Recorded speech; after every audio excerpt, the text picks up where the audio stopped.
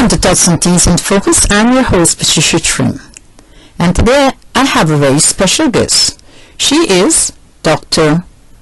Rena Perry and her daughter, Egypt Ife. Egypt is a CEO and of the Bully Chasers. She'll be telling us more about the Bully Chasers and her career as a designer and a dressmaker, as we will say in Guyana, or a seamstress. She'll be able to tell us more about her career and everything that she's doing in the community to make young people's lives more acceptable and understanding, and how to build our young people's self-esteem for the use of the community, and how can the community help our youths. Is the season to be jolly? Fa la la la la la la la la. Down now, dear Paris. Fa la la la la la la la la. Told the ancient you have Paris. Fa la la la la la la la.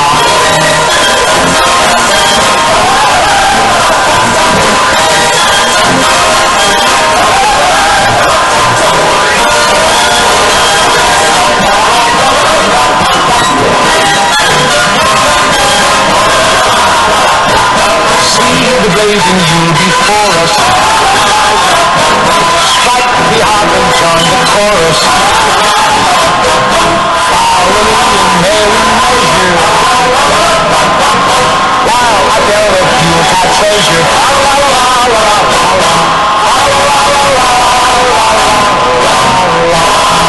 No other than Egypt Ife. Egypt is a CEO. Yes, she is a little girl, but she's a CEO, and she will tell you more about the story, how she become a CEO, and her mom and her mother, Miss Dr. Perry. They both will be telling you about their great adventure and what they have achieved in their adventure. First, we would like to let you know that Egypt is 11 years old, and her mom is Dr. Perry, and they work together in their empire. I call it empire because it's getting there. And so let me first talk with Egypt and speak with Egypt. Egypt, Yes. welcome to Tots and Teens in Focus. I know that you are a tot and getting to be a teen, but you will be just right. So first of all, I will ask you, to introduce yourself to our viewers and let them know who you are. Welcome once again. My name is Egypt Ufale, and I'm 11 years old, and I have my own two companies, Chubby Line and Bully Chasers, and I go around to different schools with my company, Bully Chasers, to go around and tell the kids what they should do if they see someone being bullied or if they're being bullied, and not to keep it to themselves.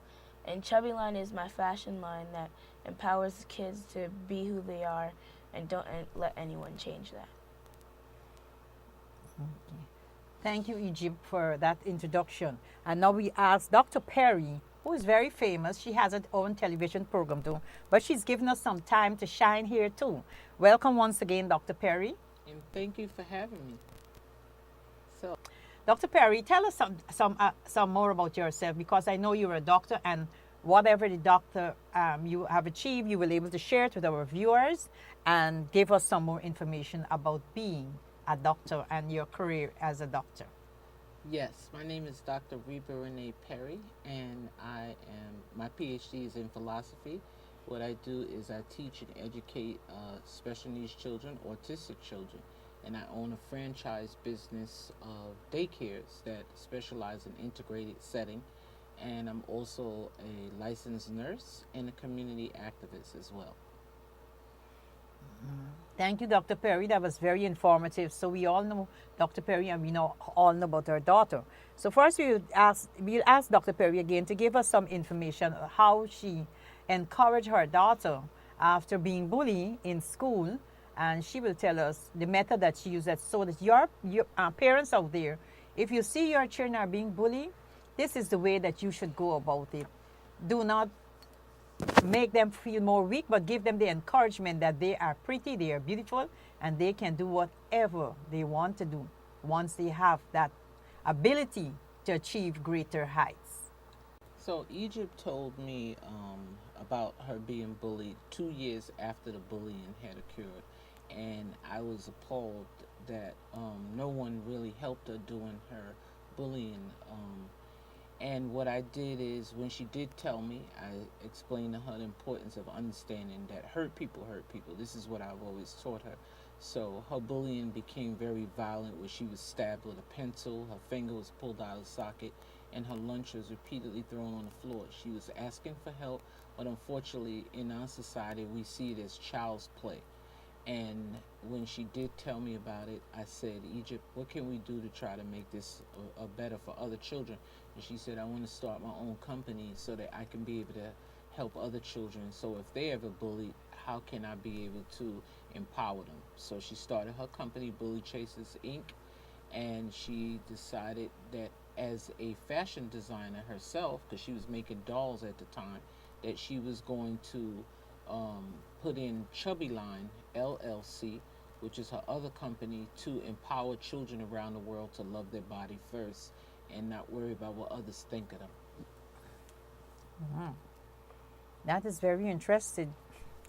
Chubby Line, I never, Chubby Line Chaser, that's the Yeah. name of the organization that is helping a lot of youths around the community, in the school. I think Egypt traveled worldwide, and she will be able to give us some more information about the Chubby Line, and, how do she feel about it, her motivation, and what encouraged her to go on with Chubby Line Bully Chaser.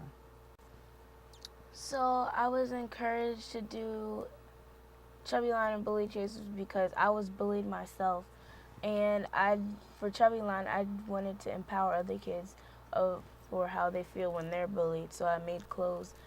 So when they wear the clothes, they remember that they're always perfect by themselves. And Bully Chasers is when I go around and I tell the kids, and I empower them to tell them that they should never feel bad about how they look. This is very interesting because Egypt is only 11 years old, and she understands the pain of being bullied, and she has taken up that pain and turned it into an empire, turned it into a role modelship to encourage other young people, encourage size, shape, whatever you are. She giving that encouragement, that enhancement, the how you can enhance yourself and build your self-esteem, because when you have very low self-esteem, you sink.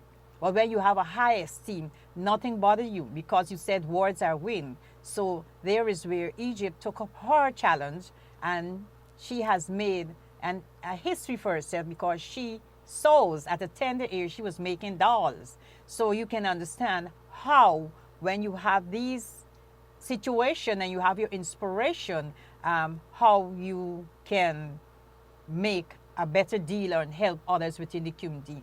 Now we will talk with her mother, Dr. Reba.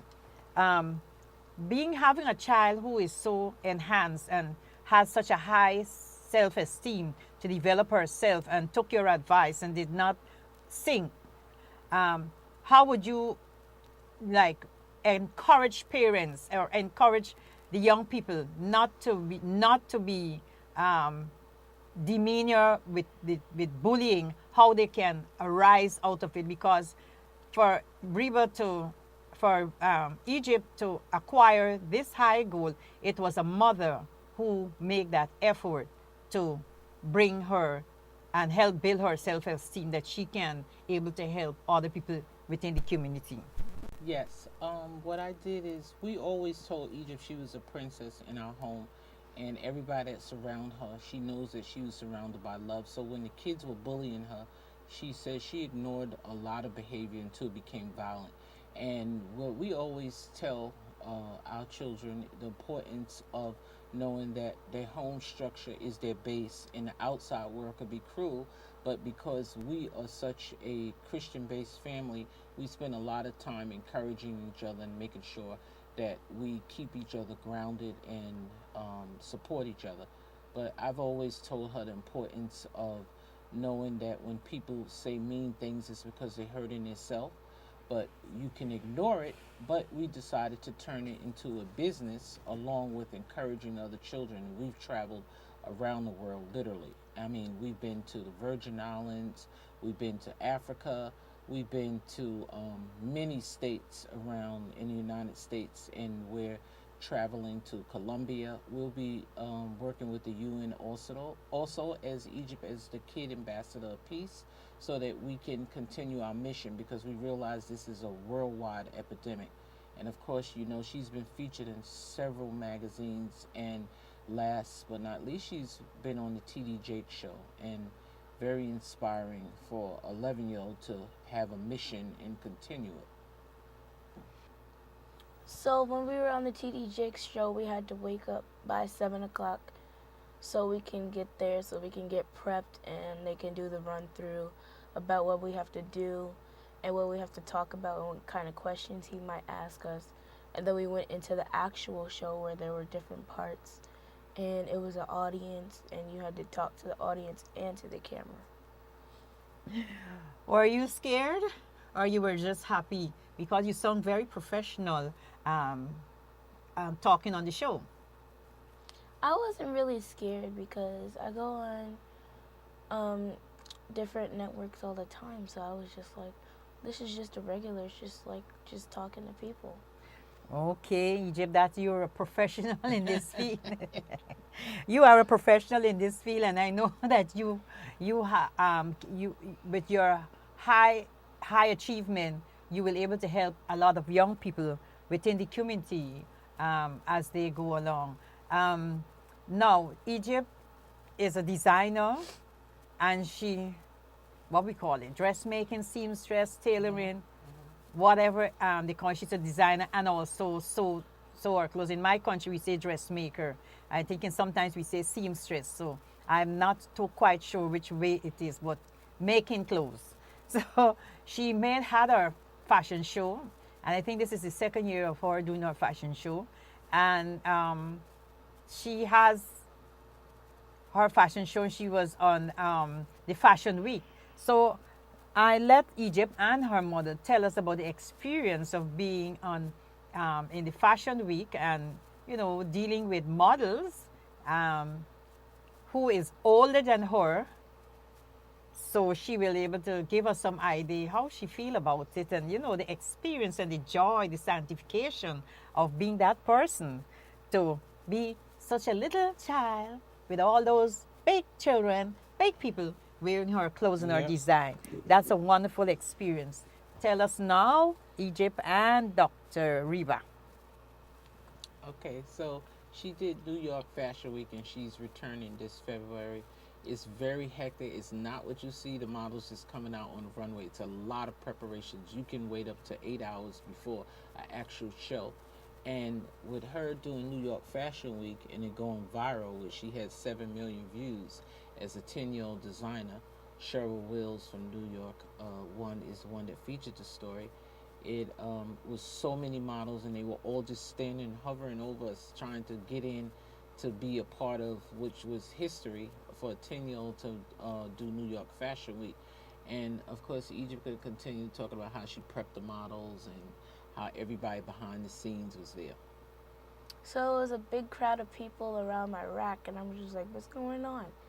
So everybody was just like, I want a model for you. So I had to pick some people, and I couldn't pick everybody because I didn't have enough designs for everybody. And it was and they were a lot taller than me. So I was just looking around like, what's going on? And then they had to get their makeup done a certain way. They had to get their hair done a certain way. And then they just went out on the runway, and everything was filmed. And then people don't know that you could sit back there for 5 hours just to show your line for 5 minutes. For 5 minutes to show your lines, that was that is an experience that a lot of people will be happy. I myself will be happy to have that experience of being there, knowing that you have models, knowing it's the Fashion Week, it's New York Fashion Week, your designs are being shown out there, and every good thing is just coming over to you. You have to be somebody special, special child to a special mother, giving special inspiration to special children out there, meeting the needs of the community and giving encouragement to young people, even teenagers, even older folks will have some inspiration out of it. You're never too young, old to learn. And I always say, I love to be with children because you gain a lot of knowledge from children. Being among children and working with children, I have gained a lot of knowledge and experience, and I always see children are the future, and they are beautiful in every way that you could think of them. So Egypt, we will talk a little bit more about the chubby chasers and what how would you encourage young people? I think your mother could say something to that. Encourage like programs within the community, because we always say you see a lot of advertisements, stop the bully, stop the bully, but I really want to know if they are working with the young people or in the school system to eradicate the bullies, the bullyism, because you see every day with the schools over, either they meet at McDonald's and they're fighting down and they're banking one person, and so Dr. Reba, I will ask you that question too.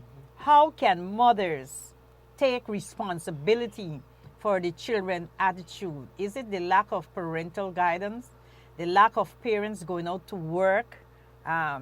Yes, you have to work, but if you work in 2-3 jobs just to get them a Nike boots or a Nike this, that is what causing the problem, because too much parents take too much jobs just to meet their needs of the children fantasy, and not to meet the needs of what is needed in the home, but just to have the fantasy of you dress like this and I got to dress like this. Dr. Reba, I know you are a specialist in this.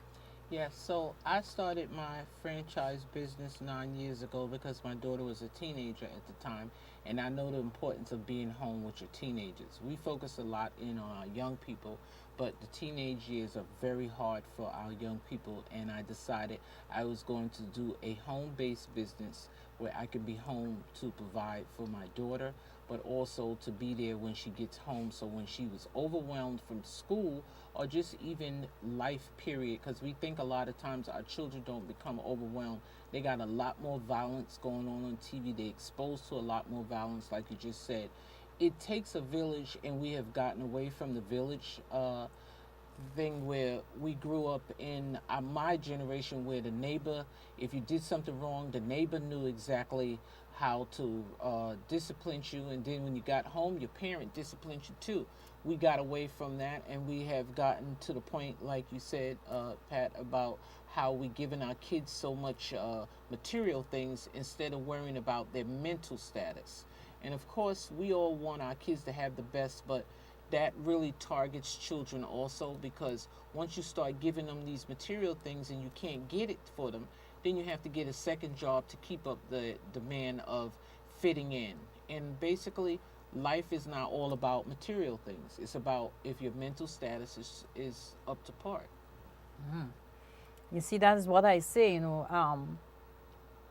when you train a child from a tender age, from babe, to give them what they want and not what the parents need to give them, when they could tell their parents, I want this and I want that, instead of asking the parents, should I have it or could I have it? And the parents should give an answer, no, you're too young. But because of the society that we live in, the society that have the name brand clothing, the society that cater for our children to go astray when they can't get something, the society that has our children going to prison, the society that take care of themselves and they don't care what they sell, what they do, but their business is more important than the children's lives. So as I just always say, our children especially in the black community, there is one way for them. It's always in the prison or at the police. This is the time that we parents need to take responsibility of our children, need to take that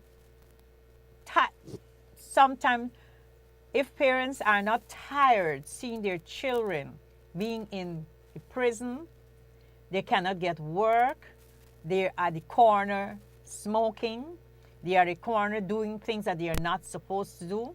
Parents, we have small ones coming up. We have the millennium, the young ones. And if what they see father, mother, sister, brother doing, they are going to do the same because it will be a pattern, hand me down.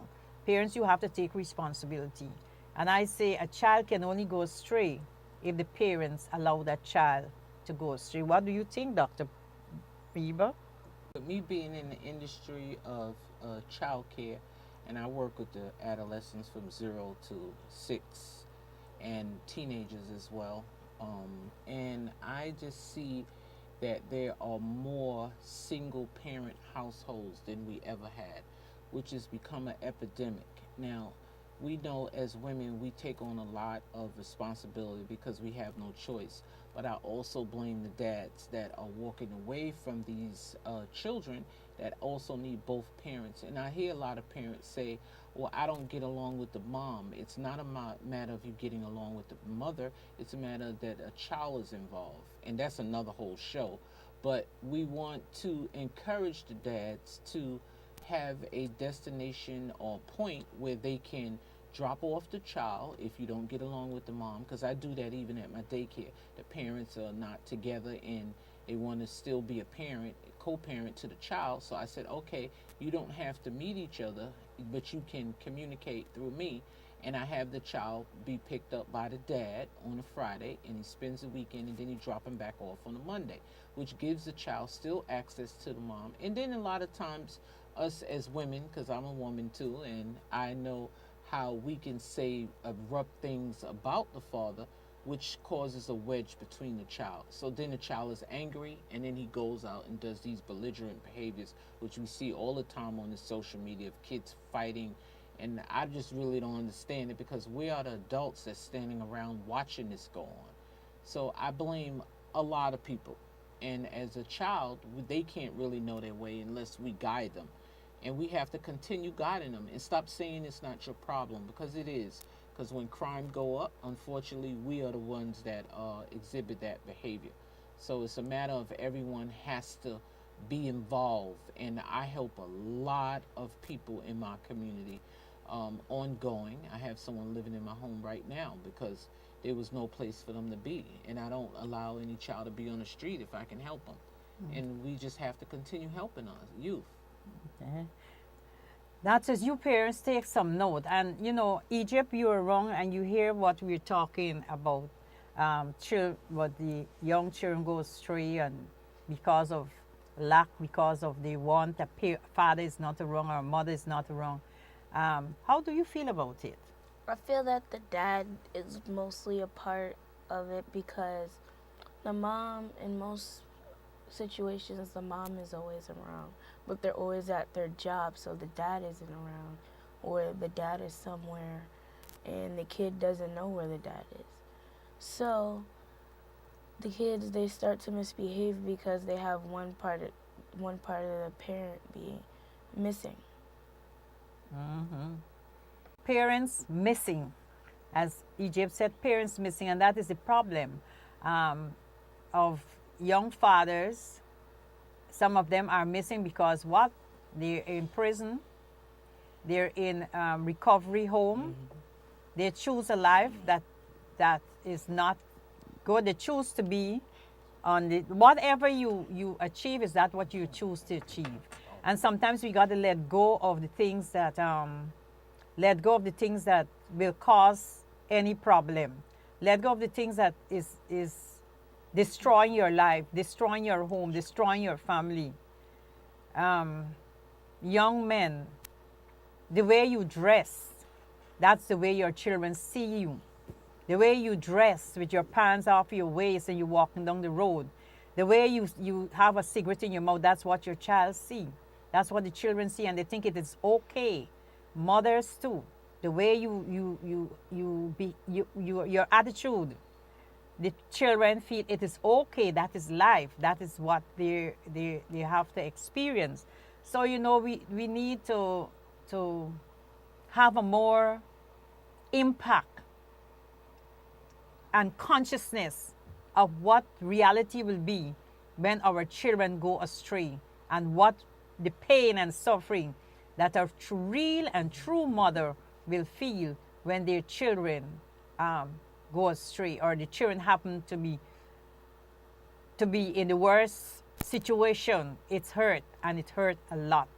So Dr. Reba, I know that you have to be the transportation for your daughter because she is professional, she is a CEO, and she has a very high self-esteem, and her career goals are before her. But with a mother like you, who is always there to tally around with her, that is what a parent is all about. When they see their children have a gift, and all children have gifts, but parents sometimes be too busy not even to realize that the children have a special gift or a special need. So Dr.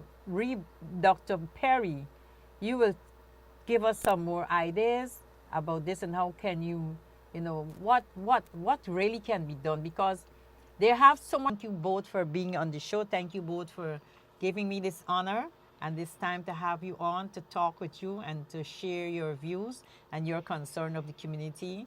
And we like to say special thanks to our borough president, Eric Adams, for his contribution of the citation to both you and your mom. And your name is in the borough hall as an achiever and a great representative of the community and youths of the community. Thank you once again. Thank you. Everywhere you go, take a look in the 5 and 10, glistening once again, with candy canes and silver lanes aglow. It's beginning to look a lot like Christmas, toys in every store. But the prettiest sight to see is the holly that will be on your own front door. Everywhere you go, take a look in the 5 and 10, glistening